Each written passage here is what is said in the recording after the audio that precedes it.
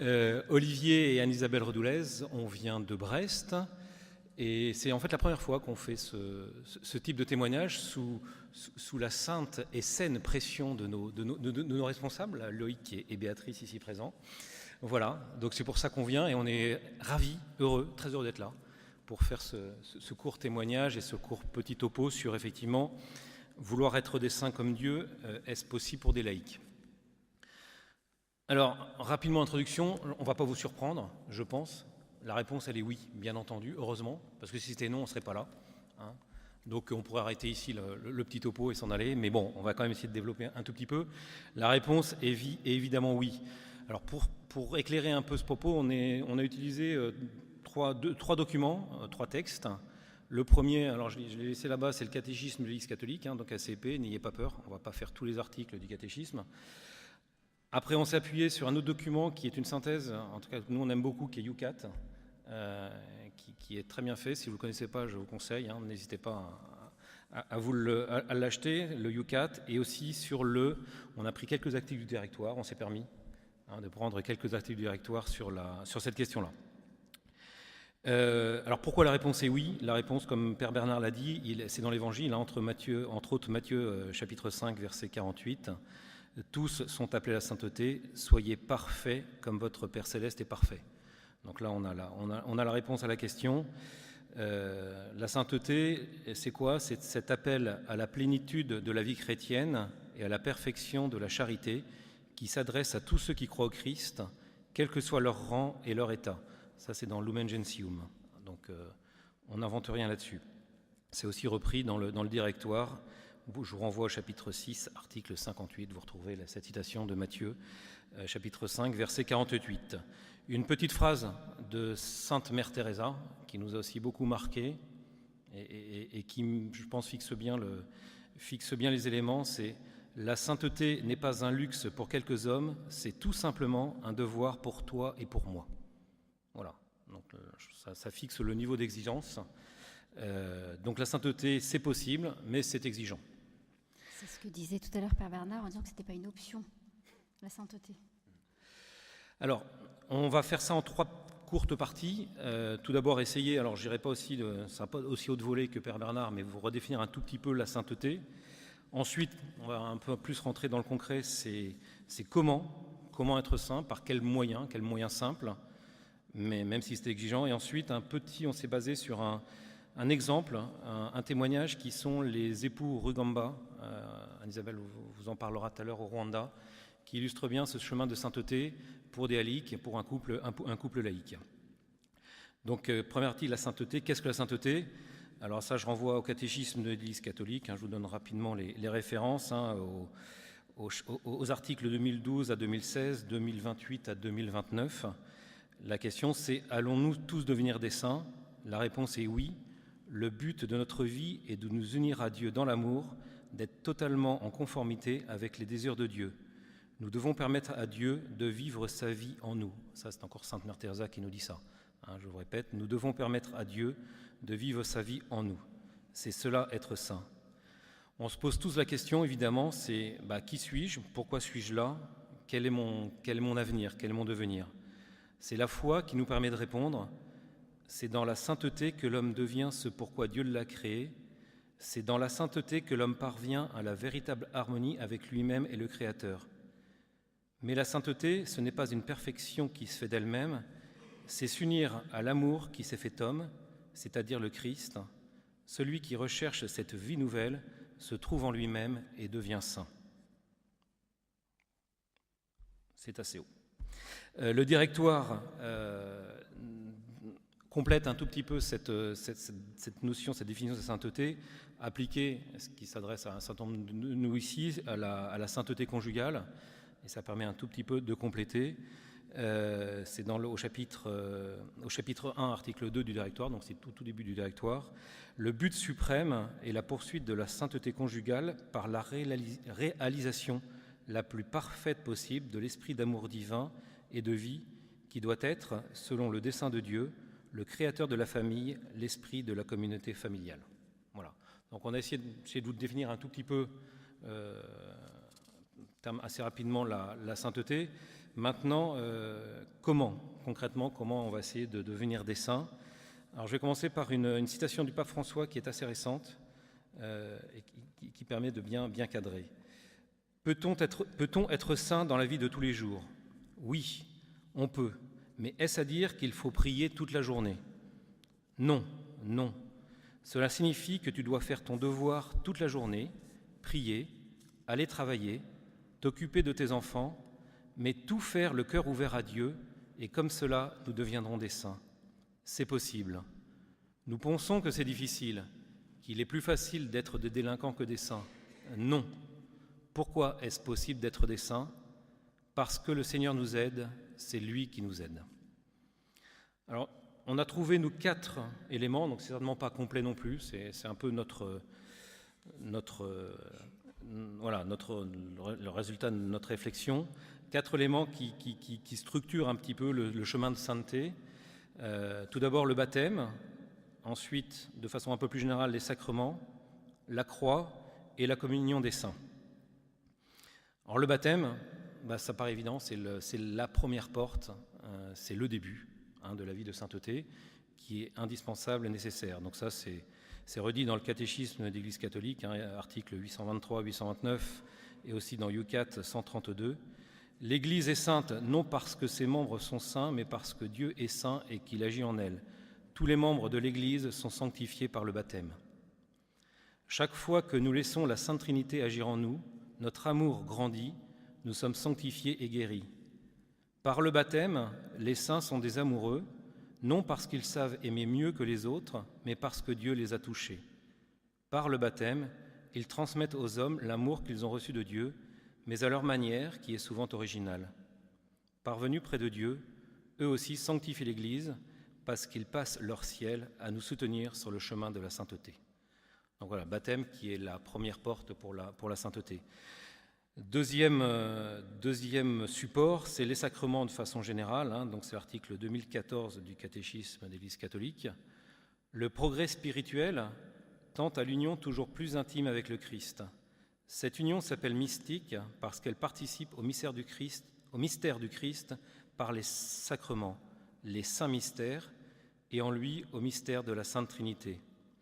Dieu nous appelle tous à cette intime union avec lui, même si des grâces spéciales ou des signes extraordinaires de cette vie mystique sont seulement accordés à certains en vue de manifester le don gratuit fait à tous. La croix, alors la croix c'est pas fait pour faire peur, donc pas d'inquiétude, mais la croix effectivement, tout chemin de sainteté passe par la croix.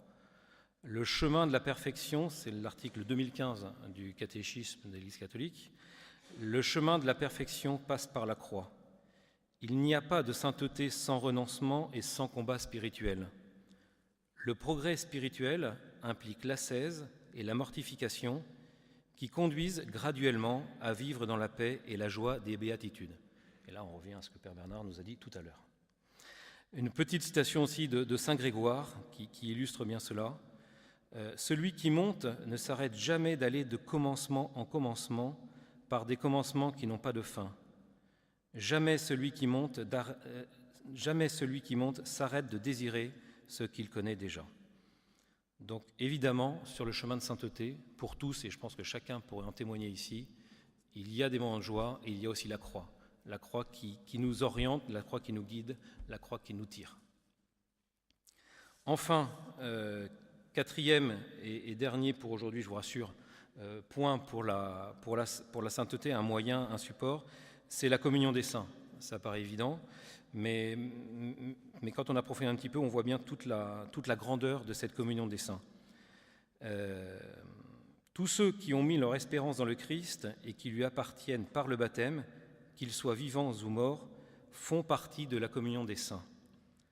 Parce que nous sommes qu'un seul corps dans le Christ, nous vivons dans une communion qui englobe le ciel et la terre.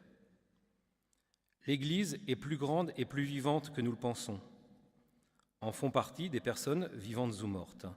Celles-ci peuvent être engagées dans un processus de purification ou bien sont déjà dans la majesté divine. Des personnes connues et inconnues, des grands saints et des personnes modestes. Par-delà la mort, nous pouvons nous prêter assistance mutuellement. Nous pouvons invoquer le saint dont nous portons le nom ou nos saints préférés, mais aussi des proches qui sont morts et dont nous croyons qu'ils sont déjà parvenus auprès de Dieu. On a trouvé d'ailleurs, ça nous est venu pendant la messe, là, dans la prière eucharistique numéro 1. En fait, on demande ça au Seigneur. C'est pour la communion des saints. Dans la communion de toute l'Église, nous voulons nommer en premier lieu la bienheureuse Vierge Marie, toujours Vierge, Mère de notre Dieu et Seigneur Jésus-Christ. Ensuite, on nomme Saint Joseph, tous les saints, Pierre, Paul, André, Jacques et Jean, Thomas, Jacques et Philippe, Barthélemy et Matthieu, Simon et Jude, Lin, Clé, Clément, Six, Corneille et Cyprien, etc. Et tous les saints, accorde-nous par leur prière et leur mérite d'être toujours et partout forts de ton secours et de ta protection. En fait, on ne peut pas se passer de leur aide. Voilà, donc la communion des saints. Inversement, comme je disais tout à l'heure, les saints, on peut et on doit les solliciter, on doit les invoquer. Inversement, on peut aussi, nous, venir en aide à nos défunts qui sont encore dans ce processus de purification, le purificatoire, en priant pour eux. Et globalement, en conclusion sur cette communion des saints, il y a deux choses à bien voir qui sont importantes. Ce que chacun fait ou endure aujourd'hui dans et pour le Christ sert au bien de tous, les gens sur terre et les gens au ciel, mais inversement, ça c'est valable pour les gens sur terre, cela signifie aussi que chaque péché blesse toute la communauté. Donc cette communion des saints qui est là pour nous aider, qui est là pour nous soutenir et qui est là pour nous faire avancer. Alors pour illustrer un tout petit peu ça, on va vous parler maintenant des époux Rugamba au Rwanda qui sont morts en 1994. Je ne sais pas si certains les connaissent déjà, connaissent leur vie. On va vous faire un petit rappel rapide. Voilà, on s'est dit qu'un cas pratique, c'était important. On en a tous besoin. On a tous des amis au ciel, certainement. Enfin, déjà, tout à l'heure, Olivier disait, on a notre saint patron. On prie les saints à la messe, tous les apôtres qui nous ont précédés. Mais en fait, on a dit aussi que l'Église du ciel, elle est très vaste, elle est remplie, et on en a besoin. Et parfois, on découvre des amitiés très profondes, très importantes pour chacun de nous, selon nos états de vie, selon les événements de notre vie, ce qu'on peut endurer par la croix. Voilà. Et il nous arrive de faire des belles rencontres. Alors nous, on a rencontré les époux Rugamba, il n'y a pas hyper longtemps. Moi, j'avoue que ça a été un peu un coup de foudre. Voilà.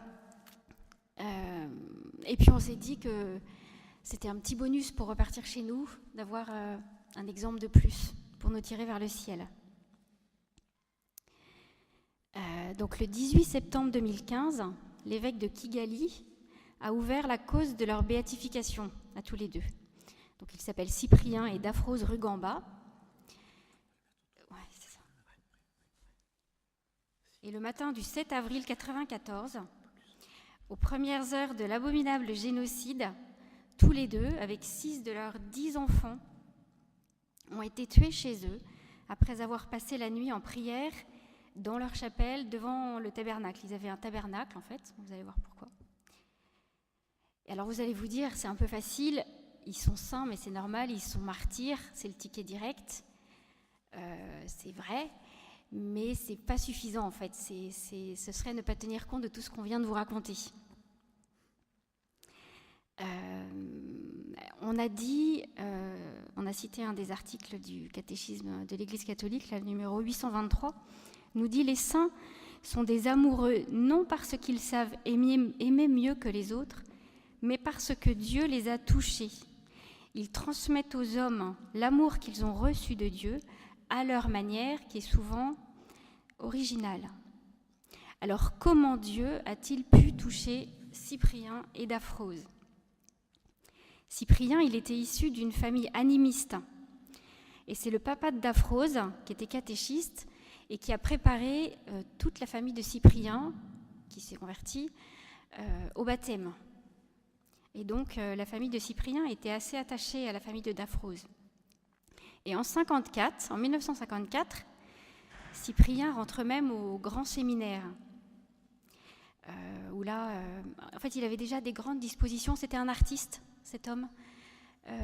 Très vite, il a écrit beaucoup de poésie, des chansons. C'était un homme qui voulait la paix de son pays. Déjà, il était très sensible à ça. Mais en même temps, au séminaire, il s'est mis à faire de la philosophie. Et il a été très séduit par les philosophies existentialistes, matérialistes. Et il a fermé son cœur à la foi. Ça l'a complètement détourné de la foi. Donc, il a quitté le séminaire. En 65, après le décès d'une cousine de Daphrose dont il était complètement amoureux, il décide d'épouser Daphrose, qui était quand même, j'ai pas les dates, mais elle était quand même beaucoup plus jeune que lui. Il décide de l'épouser, mais c'était pas vraiment un mariage d'amour. Du coup, c'était plus, il aimait la famille de Daphrose, il avait décidé d'épouser sa cousine, il pouvait plus, donc le meilleur moyen de rester dans la famille, c'était d'épouser quelqu'un d'autre. Donc c'est tombé sur Daphrose. Voilà. Donc c'est une sorte de mariage de tradition, ce qui se faisait beaucoup, de toute façon, partout d'ailleurs, pas qu'en Afrique. Alors c'était donc un érudit, il écrivait beaucoup, il travaillait beaucoup, et assez vite il devient directeur de ce qu'ils appelaient là-bas l'Institut national de recherche scientifique. Il aime la culture traditionnelle de son pays, désire la préserver et la développer beaucoup, sachant que pour lui, c'était un moyen de permettre la paix dans son pays. Enfin, il y voyait un moyen d'unir les Hutus et les Tutsis. Il a monté un ballet, par exemple, un ballet de danse, mélangeant Hutus et Tutsis, en se disant que de les réunir grâce à l'art, c'était un vecteur de paix. Bon, par contre, c'est un mari infidèle, très infidèle, tourné vers les pratiques rituelles, vu qu'il a abandonné la foi. En fait, il est même profondément athée, profondément haineux de la foi. Daphrose, elle est très chrétienne, donc il a quand même accepté en l'épousant, mais c'est quelque chose pour lui qui est complètement tabou, au point que même un jour où Daphrose est en train de prier avec leurs enfants, donc ils ont assez rapidement pas mal d'enfants, d'abord elle perd un petit, ce qui d'ailleurs a entraîné pas mal de malheurs dans leur couple au départ, parce que très vite il l'a trompée, très vite elle a été accusée de sorcellerie, même, enfin de pratiquer des rituels pour faire revenir son mari près de lui. Donc pendant 8 mois, il l'a virée de la maison, il l'a ramenée chez ses parents, ce qui dans cette culture était vraiment dramatique, un affront grave. Et puis au bout de 8 mois, il s'est rendu compte qu'en fait, c'était des ragots, que c'était pas vrai, que Daphrose n'était pas comme ça. Il est revenu la chercher. Voilà, mais donc c'était un couple chaotique de son côté à lui. Alors, il a été capable de casser un crucifix en la voyant prier avec ses enfants. Donc une grande, grande souffrance dans le cœur de Daphrose et très vite. Parce que elle, depuis toujours, elle est animée d'une foi très vive, très profonde, et d'une grande, grande charité envers son mari. Elle ne comprend pas, mais elle accepte de souffrir. Ça me faisait penser à aimer en souffrant et souffrir en aimant. Elle prie et se mortifie pour son mari. Elle veut rester fidèle à leur sacrement de mariage. Et elle va à la messe. Et Cyprien, quand même, lui avait donné l'autorisation d'aller à la messe avec ses enfants. Donc, ils vont beaucoup à la messe. Et j'ai entendu un témoignage. Là, il y a un beau film qui a été fait sur eux, si après ça vous intéresse, qu'on peut voir sur YouTube. Enfin, c'est la communauté de l'Emmanuel qui a fait ce beau film, qui est très complet. Et d'ailleurs, je m'en suis complètement inspirée. Et donc, elle demandait souvent, même à ses amis et à son entourage, « Aidez-moi à prier pour Cyprien. » C'est le pardon, quoi. Et sa foi ne faiblit jamais. Et en 1982, voilà que Cyprien tombe malade. Il se met à perdre la vue, l'odorat, tous ses sens. Lui qui était un jouisseur, un artiste qui a besoin de ses sens, voilà qui perd tout. Et plus tard, il dira « Le Seigneur a touché à tout ce qui faisait ma gloire ». Et pendant cette période, Daphrose s'en occupe, elle le soigne, et comme rien ne marche, elle finit par décider de l'emmener en Belgique, voir des médecins. Et ça touche, du coup, il est très touché de voir que malgré tout le mal qu'il fait à sa femme, elle répond par la bonté. Et il dira plus tard, je lui ai fait du mal et elle me fait du bien. J'accepte, enfin, il se préparait à accepter que son Dieu devienne son Dieu à cause de ça. C'est alors que dans l'avion, en allant en Belgique, Cyprien se sent subitement changé. Non seulement il va mieux, mais il se sent, dit-il après, envahi par le Seigneur. Il dit « Je me suis mis à le reconnaître comme le roi suprême qui devait m'accueillir dans son ciel. À partir de ce moment-là, le Seigneur n'a cessé de m'attirer. Si je meurs, je ne veux pas de larmes, je rentrerai au ciel en dansant pour répondre à son appel. » Alors il avait en plus, on voit d'ailleurs dans le film, ils ont leur caractère africain, là, merveilleux, qui fait que voilà, la danse pour lui, c'était hyper important, comme la poésie, comme le chant. Donc une façon hyper originale de vivre sa foi, enfin originale pour nous. C'est peut-être nous qu'en avons une originale pour les personnes qui sont comme ça. Alors, après cet événement, tout va se mettre à changer. Bien sûr, il garde son autorité naturelle. C'était quand même quelqu'un qui avait un poids même du coup au niveau politique, parce qu'en fait, ses écrits étaient et philosophiques et politiques. Il était très écouté, très respecté. Bon, donc il a gardé tout ça, mais son entourage et surtout ses enfants qui témoignent disent qu'il avait gardé son autorité naturelle, mais il était devenu d'une douceur absolue. Il ne cesse de demander pardon à Daphrose pour lui avoir fait vivre le martyre de son foyer.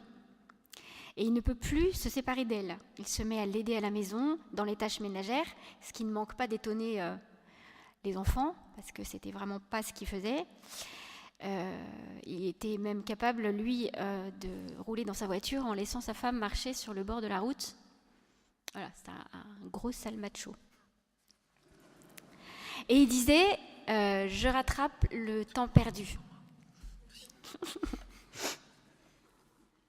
Voilà. Et alors, le pardon de Daphrose est total et immédiat.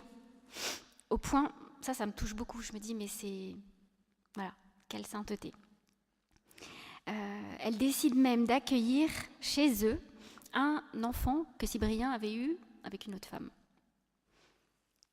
C'était ce dont parlait tout à l'heure Père Bernard, la différence effectivement entre la justice humaine et la justice divine qui est le pardon des ennemis. Et oui, voilà. Et c'est que le début. Donc, ce qui change du coup dans leur vie quotidienne, c'est que la prière, les sacrements deviennent leur respiration. Tout est chamboulé. Chaque jour, ils vont à la messe, ils prient le chapelet, ils auraient pu être Domini, et ils se confessent chaque samedi. Cyprien continue de composer des chants. Ça, de toute façon, vraiment, c'était un grand artiste. Mais maintenant, comment ? C'est vrai. Maintenant, en fait, il écrit des chants à partir de l'Évangile. Et il veut vraiment, vraiment apporter la paix à son pays. À la fin des années 80, ils sont obligés de déménager. Ils vont à Kigali. En fait, il se fait plus ou moins virer de son boulot. Et il entend le Seigneur sur le chemin de Kigali. Il entend 3 fois. Il a dû avoir une motion intérieure. Enfin, le Seigneur qui lui dit « Je veux faire de toi une œuvre de rédemption ». 3 fois de suite. Pendant cette période, avec Daphrose, ils vont découvrir par l'intermédiaire de Fidesco des membres de la communauté de l'Emmanuel. Et là, ils découvrent que c'est leur truc. Que ça répond complètement à leur désir de se donner en couple, de se donner au Seigneur et de se donner aux autres. Parce que du coup, effectivement, ce qui change aussi dans leur vie, c'est que, mais c'est ce que le Père Bernard disait tout à l'heure, c'est l'amour des ennemis, c'est l'amour de l'autre. En fait, leur couple s'ouvre complètement, beaucoup aux enfants pauvres, enfin, et à tous leurs frères et sœurs de la communauté, parce que la communauté va se mettre à croître. l'Emmanuel.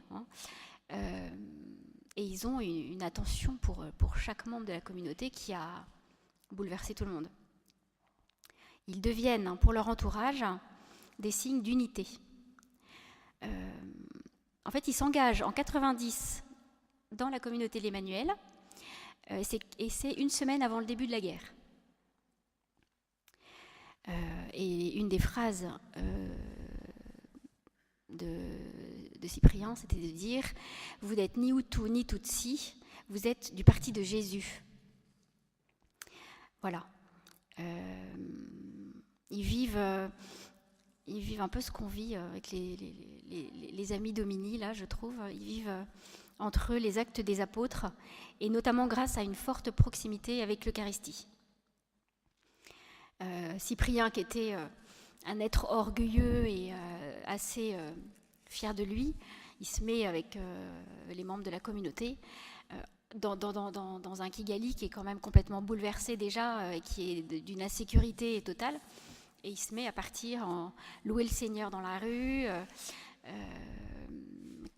faire de la louange et de l'évangélisation. Donc ça touchait beaucoup les gens parce que Cyprien, c'était quand même quelqu'un. Voilà. Et la veille de sa mort, Cyprien faisait répéter un chant à la chorale, ils avaient une chorale, et soudain, il arrête tout et il dit non, c'est pas comme ça qu'on entre dans la Jérusalem céleste. Et il se met à danser. Et le lendemain matin, le bain de sang commence. Donc, Cyprien et sa famille font partie, étant donné que c'était des phares en termes d'unité, et que ça se voyait, qu'ils arrivaient vraiment à faire l'unité entre les peuples. C'était les premiers à abattre. Voilà, ils le savaient. Je ne sais plus quel pays, c'était la France, mais on leur avait dit il faut quitter Kigali, il faut vous sauver, vous allez être assassinés. Voilà, et ils avaient refusé. Et c'est pourquoi, la veille au soir, ils étaient en prière dans leur chapelle, devant le tabernacle. Ils se doutaient que que l'issue serait fatale et rapide, mais ils sont restés. Alors dans ce couple, la cohabitation aurait pu apporter l'usure. Mais Daphrose croyait au mariage éternel, et c'est grâce à son intercession que Cyprien a pu changer et devenir un exemple de cheminement chrétien. En le regardant, nous constatons que nous pouvons passer par toutes sortes d'étapes dans notre vie pour arriver à la sainteté. Tout à l'heure, nous avons dit que les saints transmettent aux hommes l'amour qu'ils ont reçu de Dieu, à leur manière, qui est souvent originale. Ceux qui se souviennent d'Daphrose et Cyprien disaient « Chacun se sentait aimé d'eux plus que les autres ». Tout à l'heure, Père Bernard parlait d'un des signes de la sainteté, c'est l'unification. Voilà, c'est ce qui se voyait chez eux, cette unification dans tous les aspects de leur vie. Nous avons aussi entendu dans le catéchisme de l'Église catholique que ce que chacun fait ou endure dans et pour le Christ sert au bien de tous. Or, il semble que la sainteté de ces époux ait fait fleurir des champs de grâce sur la terre rwandaise. Malgré la mort d'un tiers des membres de la communauté de l'Emmanuel, par exemple, cette communauté n'a cessé de croître. C'est la deuxième communauté de l'Emmanuel après la France, en termes de volume, de nombre de membres. Voilà. Et ils ont une manière de vivre l'Évangile complètement renouvelée. Voilà, on sent que leur sainteté aussi repose sur la prière des saints qui sont au ciel. Et alors, ce qui est drôle, et je finis là, c'est que en 90, Jean-Paul II est allé au Rwanda, donc 4 ans avant le début de la guerre. Il avait fait un discours à Kigali, et je vous le lis parce que vous allez voir, c'est drôle. Il dit « Je suis convaincu que la sainteté existe parmi ceux qui se trouvent ici, parmi vous, dans votre peuple rwandais, dans vos mariages, vos familles, j'en suis convaincu. Un des désirs que je porte dans mon cœur est de pouvoir béatifier ou canoniser le plus tôt possible un couple. Il y en a un grand besoin. Alors, tout ce que je peux vous souhaiter, tout ce que je dois vous souhaiter, c'est que ce couple canonisé vienne du Rwanda. Ce serait un signe de maturité spirituelle de votre Église. »